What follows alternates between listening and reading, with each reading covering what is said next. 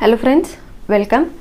Let's solve one more example based on minus L to L, जहाँ पर जो function है वो डिसकंटिन्यूस फंक्शन है, क्योंकि रेंज जो है complete minus L to L की वो कितने पार्ट में डिवाइड हो गई है, दो पार्ट में, एक माइनस एल टू ज़ीरो और दूसरी ज़ीरो टू एल में।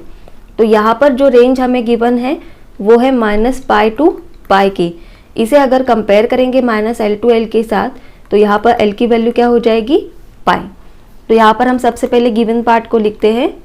तो गिवन पार्ट क्या है यहाँ पर, right, it is F of x is equal to minus pi over the range minus pi to zero and x over the range zero to pi, और L की value हमें यहाँ मिली है पाई, राइट। तो सबसे पहले हम फंक्शन को चेक करते हैं इवन है या ऑड है। तो यहाँ कंसीडर करते हैं late f1 of x is equal to pi and f2 of x is equal to x. This is minus pi.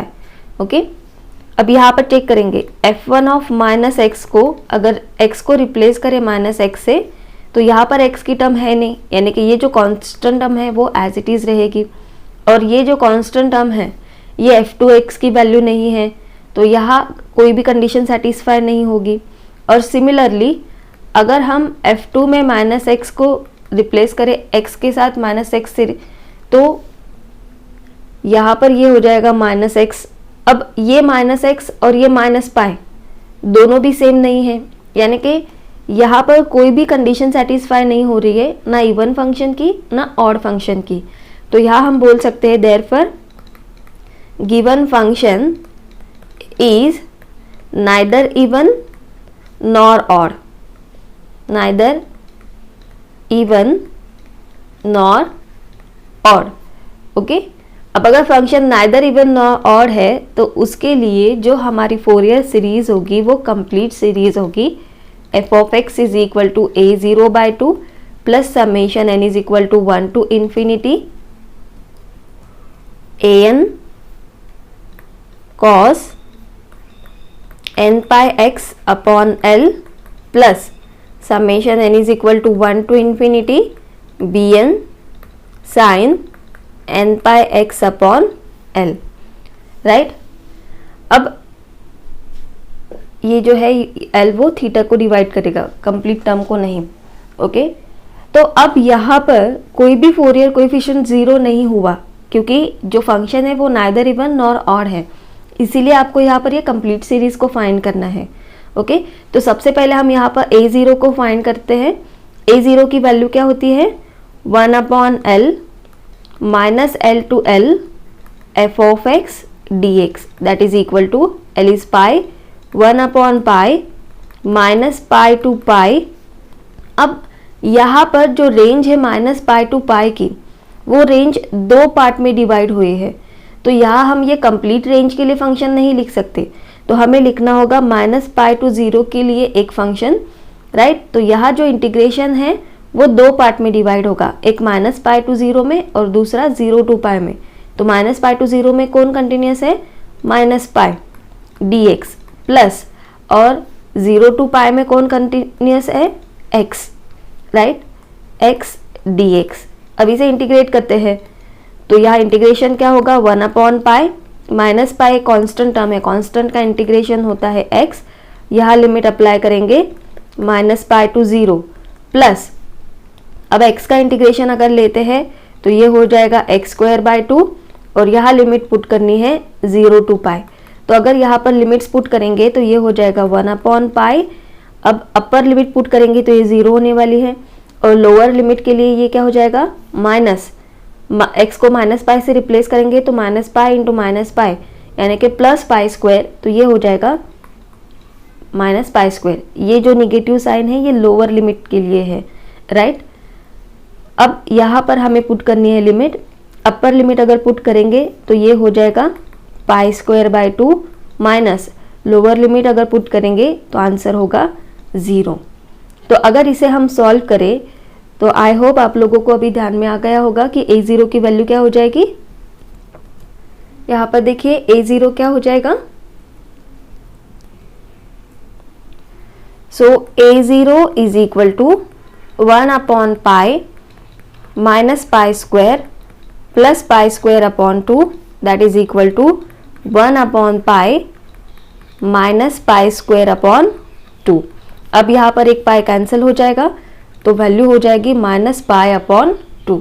अब हमें कैलकुलेट करना है an, तो an के लिए same formula 1 upon L minus L to L F of x cos n pi x upon l d x, यानी कि complete range के लिए एग्जाम्पल को सॉल्व करना है।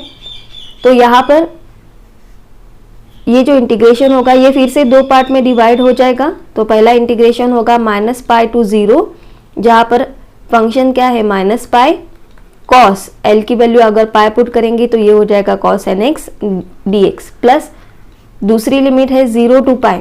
0 टू पाई में फंक्शन कौन है x cos n x d x. अब ये इंटीग्रेशन को सॉल्व करना है 1 upon pi minus pi to 0, sorry integration solve करते हैं।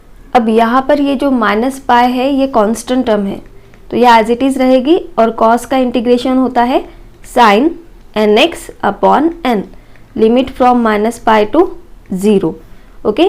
प्लस अब हमें यहाँ ये इंटीग्रेशन सॉल्व करना है तो इसे अगर सॉल्व करेंगे तो सबसे पहले एक्स कांस्टेंट, कॉस का integration sine n x upon n minus अब एक्स का डेरिवेटिव 1 इंटू कॉस का integration minus cos n x upon n square, limit from 0 to pi. अब यहाँ लिमिट्स पुट करते हैं।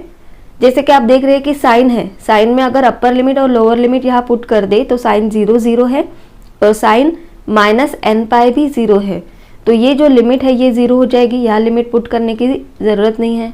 सिमिलरली साइन एन पाई 0 है और लोअर लिमिट साइन 0 भी 0 है, तो यहाँ पर भी लिमिट पुट करने की ज़रूरत नहीं है। तो लिमिट हमें पुट करनी है ये लास्ट वाले फंक्शन में।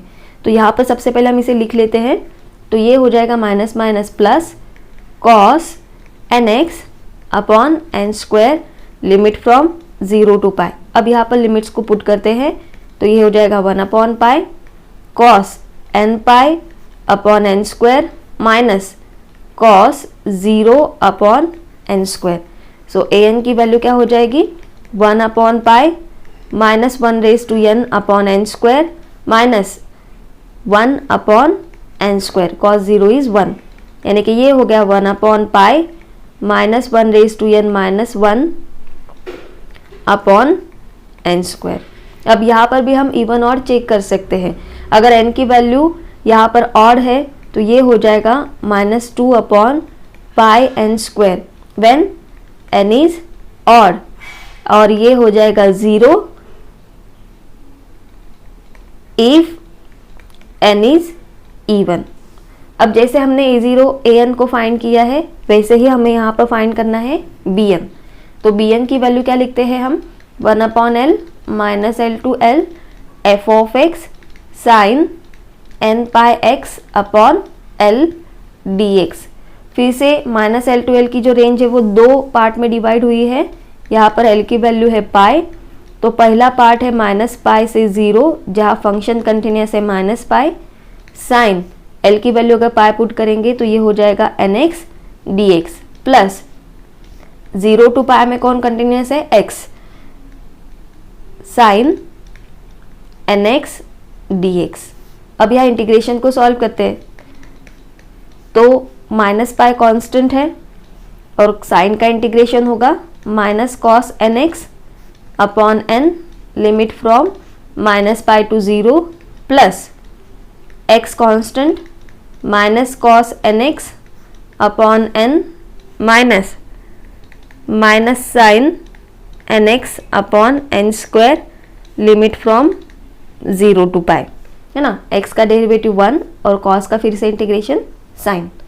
अब यहाँ पर लिमिट्स को अप्लाई करते हैं तो ये हो जाएगा 1 अपॉन पाई, अपर लिमिट अगर पुट करते हैं तो माइनस माइनस यानी कि plus pi into cos 0 upon n, minus lower limit अगर पुट करते हैं तो ये माइनस पाई एन पाई, यानी कि एक्स की वैल्यू माइनस पाई पुट करनी है तो cos of minus theta always क्या होता है कॉस थीटा।